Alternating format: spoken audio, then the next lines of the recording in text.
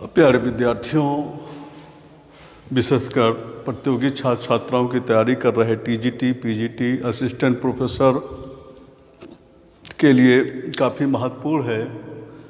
Governor general viceroy के से संबंधित महत्वपूर्ण घटनाओं के बारे में चर्चा करेंगे, जो आने वाले सभी प्रतियोगी परीक्षा के लिए काफ़ी लाभकारी है। मेरा नाम डॉक्टर शैलेंद्र कुमार मिश्रा है और हमारे चैनल का नाम टारगेट विद शैलेंद्र यूट्यूब पर है। वहाँ पर जाकर आप सब्सक्राइब करें, हमसे जुड़ें और उससे आने वाले सभी प्रतियोगी परीक्षाओं से आप लाभान्वित हो सकें। बहुत से हमने प्रतियोगी परीक्षा से संबंधित बहुत से हमने वीडियो प्रेषित किया है, काफ़ी विद्यार्थियों को लाभ मिल रहा है। आप भी हमसे जुड़ने के लिए हमारे चैनल टारगेट विद शैलेंद्र को सब्सक्राइब करें। दूसरा चैनल ऑटो प्ले पर है, वहाँ पर भी जाकर आप हमको फॉलो कर सकते हैं, उससे भी वहाँ पर भी आप लाभान्वित हो सकते हैं। आइए हम कुछ प्रमुख गवर्नर जनरल वायसराय की चर्चा कर रहे हैं और उनसे संबंधित महत्वपूर्ण घटनाओं के बारे में हम अध्ययन करेंगे, जो आने वाले सभी प्रतियोगी परीक्षाओं के लिए लाभकारी होगा। विशेषकर टीजीटी, पीजीटी, असिस्टेंट प्रोफेसर के लिए विशेष लाभकारी होगा। लॉर्ड मेयो का शासनकाल 1869 से लेकर 72 तक था, अर्थात 3 साल तक भारत में वो वायसराय के पद पे रहा। तो वायसराय के क्रम में लॉर्ड मेयो चौथे क्रम में है। लॉर्ड मेयो ने भारत में 1870 में केंद्रीय वित्त एवं प्रांतीय वित्त व्यवस्था को पृथक्करण की शुरुआत की। अर्थात लॉर्ड मेयो पहला व्यक्ति था जिसने केंद्रीय वित्त विभाग और प्रांतीय वित्त विभाग को अलग करने की शुरुआत करता है, दोनों विभागों को बांट देता है, यानी कि राज्य की वित्त व्यवस्था को और केंद्र की वित्त व्यवस्था का विभाजन करता है। इस प्रकार लॉर्ड मेयो वित्त के विकेंद्रीकरण के लिए जाना जाता है। इस प्रकार लॉर्ड मेयो वित्त के विकेंद्रीकरण के लिए विशेष रूप से जाना जाता है। लॉर्ड मेयो ने 1871 ईस्वी में महत्वपूर्ण घटना क्या है, प्रथम जनगणना का कार्य शुरू करवाया था। लॉर्ड मेयो ने 1871 में प्रथम जनगणना का कार्य शुरू करवाया था और बाद में लेकिन 1872 ईस्वी में यह कार्य रुक गया था। इसी के काल में भारतीय राजाओं के पुत्रों की शिक्षा के लिए अजमेर में मेयो कॉलेज की स्थापना की गई थी। अजमेर में मेयो कॉलेज की स्थापना हुई, परंतु मेयो कॉलेज की विधिवत शुरुआत 1875 से लगभग मानी जाती है। मेयो कॉलेज के प्रथम जो प्रिंसिपल थे, प्राचार्य थे, एस.टी. जॉन थे। प्रथम प्रिंसिपल कौन थे मेयो कॉलेज के? एस.टी. जॉन थे। ये क्वेश्चन पूछा जा सकता है ऑब्जेक्टिव क्वेश्चन में, एस.टी. जॉन। महारानी विक्टोरिया के द्वितीय पुत्र ड्यूक ऑफ एडिनबरा ने 1869 ईस्वी में भारत की यात्रा की। इस प्रकार विद्यार्थियों महत्वपूर्ण है। लॉर्ड मेयो के संबंध में इसे वित्त व्यवस्था का विकेंद्रीकरण माना जाता है और इसके काल में प्रथम जनगणना कार्य 1871 में शुरू हुआ था और अजमेर में भारतीय राजाओं के पुत्रों को पढ़ने के लिए मेयो कॉलेज की स्थापना करता है अजमेर में। और मेयो कॉलेज के प्रथम प्राचार्य एस.डी. जॉन थे और इसी के काल में महारानी विक्टोरिया के पुत्र ड्यूक ऑफ एडिनबरा ने 1869 ईस्वी में भारत की यात्रा की।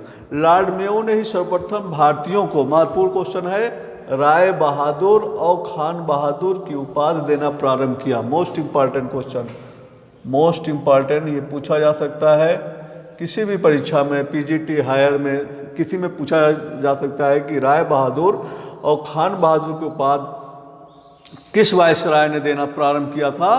तो लॉर्ड मेयो ने राय बहादुर और खान बहादुर की उपाधि देना आरंभ कर दिया था और लॉर्ड मेयो के काल में ही रेलवे का सरकारीकरण भी किया गया था। रेलवे का सरकारीकरण किया गया था। लॉर्ड मेयो एकमात्र वायसराय था।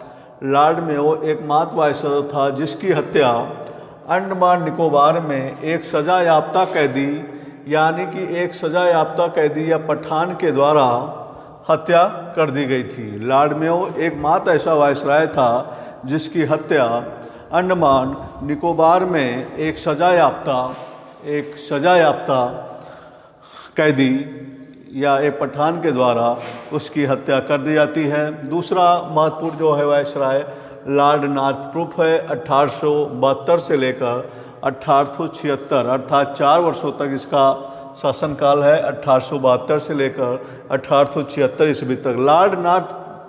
लॉर्ड नॉर्थब्रुक का वास्तविक नाम थॉमस बेरिंग था। लॉर्ड नॉर्थब्रुक का वास्तविक नाम थॉमस बेरिंग था। इसी के कार्यकाल में सैयद अहमद खान ने मोहम्मडन एंग्लो ओरिएंटल कॉलेज की स्थापना की और लॉर्ड नॉर्थब्रुक ने इस कॉलेज के लिए लगभग 10,000 रुपये दान दिया था। आगे चलकर यह कॉलेज अलीगढ़ मुस्लिम विश्वविद्यालय में बदल गया। बाद में यही मोहम्मडन एंग्लो ओरिएंटल कॉलेज जो था बाद में अलीगढ़ मुस्लिम विश्वविद्यालय में बदल गया। इसके काल में 1873 और 74 में बिहार और बंगाल के कुछ भागों में भीषण अकाल पड़ा। इसी के काल में 1872 में पंजाब में कूका विद्रोह भी आरंभ होता है। लॉर्ड नॉर्थब्रुक के काल में कूका विद्रोह भी आरंभ होता है और बड़ौदा के गायकवाड़ को इसी के काल में बड़ौदा के गायकवाड़ को गद्दी से हटा दिया जाता है। ब्रिटिश प्रधानमंत्री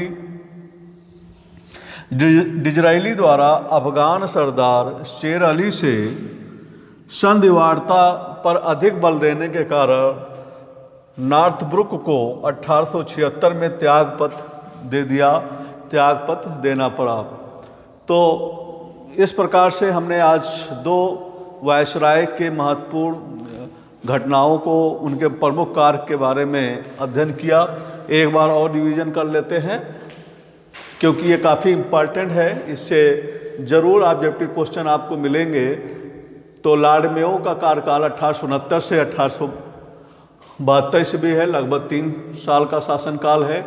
वायसराय के क्रम में लॉर्ड मेयो चौथे क्रम में है। लॉर्ड मेयो ने भारत में 1870 में केंद्रीय वित्त और प्रांतीय वित्त व्यवस्था को पृथक्करण की शुरुआत करता है। अर्थात लॉर्ड मेयो वित्त के विकेंद्रीकरण की प्रक्रिया को शुरू किया। अर्थात कहने का मतलब है कि लॉर्ड नॉर्थब्रुक ने केंद्र की वित्त व्यवस्था और प्रांतीय वित्त व्यवस्था को अलग अलग कर दिया जिससे कि इसमें आपस में टकराव ना हो। और लॉर्ड मेयो ने 1871 ईस्वी में प्रथम जनगणना कार्य प्रारंभ किया जो बाद में 1872 में यह कार्य रुक गया था। और इसी के काल में भारतीय राजाओं के पुत्रों की शिक्षा के लिए अजमेर में मेयो कॉलेज की स्थापना हुई। मेयो कॉलेज की विधिवत शुरुआत 1875 से मानी जाती है। कॉलेज के प्रथम प्राचार्य जो थे प्रिंसिपल एस.डी. जॉन थे। प्रथम प्रिंसिपल मेयो कॉलेज के प्रिंसिपल प्रथम कौन थे? एस.डी. जॉन थे। महारानी विक्टोरिया के द्वितीय पुत्र ड्यूक ऑफ एडिनबरा ने 1869 में भारत की यात्रा की। मोस्ट इम्पॉर्टेंट, लॉर्ड मेयो ने ही सर्वप्रथम भारतीयों को राय बहादुर और खान बहादुर की उपाधियां देना आरंभ करता है। और इसने ही या इसी के काल में रेलवे का सरकारीकरण की प्रक्रिया प्रारंभ हो जाती है। लॉर्ड मेयो एकमात्र वायसराय था जिसकी हत्या अंडमान निकोबार में एक सजायाफ्ता कैदी पठान के द्वारा उसकी हत्या हो जाती है। तो कहने मतलब ये पहला वायसराय था जिसके भारत में हत्या हो जाती है। दूसरा जो महत्वपूर्ण वायसराय है लॉर्ड नॉर्थब्रुक है, जिसका काल 1872 से लेकर 1876 ईस्वी तक है। लॉर्ड नॉर्थब्रुक का वास्तविक नाम थॉमस बैरिंग था। इसी के कार्यकाल में सैयद अहमद खान ने मोहम्मडन एग्लो ओरिएंटल कॉलेज की स्थापना की थी। और इसी के कार्यकाल में लॉर्ड नॉर्थब्रुक का वास्तविक नाम क्या था? थॉमस बैरिंग था। और इसी के कार्यकाल में सैयद अहमद खान ने मोहम्मडन एग्लो ओरिएंटल कॉलेज की स्थापना की, जो आगे चलकर अलीगढ़ विश्वविद्यालय के रूप में बदल जाता है। और लॉर्ड नॉर्थब्रुक ने इस कॉलेज को उस समय लगभग 10,000 रुपये दान में दिया था। इसके काल में 1873-74 ईस्वी में बिहार और बंगाल में कुछ भाग में भीषण अकाल पड़ा था। और इसी के काल में यानी कि लॉर्ड नॉर्थब्रुक के काल में पंजाब में कूका विद्रोह आरंभ हो जाता है और बड़ौदा के गायकवाड़ को इसी के काल में गद्दी से हटा दिया जाता है। और ब्रिटिश प्रधानमंत्री डिज़रायली द्वारा अफगान सरदार शेर अली से संधिवार्ता पर अधिक बल देने के कारण लॉर्ड नॉर्थब्रुक को 1876 ईस्वी में त्यागपत्र दे दिया। इस प्रकार से प्यारे छात्र छात्राओं, जो विशेषकर प्रतियोगी छात्र छात्राएँ जो हैं पीजीटी असिस्टेंट प्रोफेसर की तैयारी कर रहे हैं, उनके लिए आज हमने 2 वायसराय के बारे में बताया और जिसके बारे में महत्वपूर्ण कार्यों के बारे में बताया, जो आने वाले प्रतियोगी परीक्षा में आप लाभान्वित हो सकते हैं। आप इसको ज़रूर एक बार देखें। आप हमसे जुड़ने के लिए हमारे चैनल टारगेट विद शैलेंद्र पर यूट्यूब पर जाकर सब्सक्राइब कीजिए, जिससे कि जो भी मैं वीडियो बनाऊँ वह आपको तुरंत मिल सके, आप लाभ उठा सकें। दूसरा चैनल ऑटो प्ले पर गाइडेंस नाम का चैनल है, वहाँ जाकर भी आप हमको फॉलो कर सकते हैं और अधिक से अधिक लाभ उठा सकते हैं। धन्यवाद।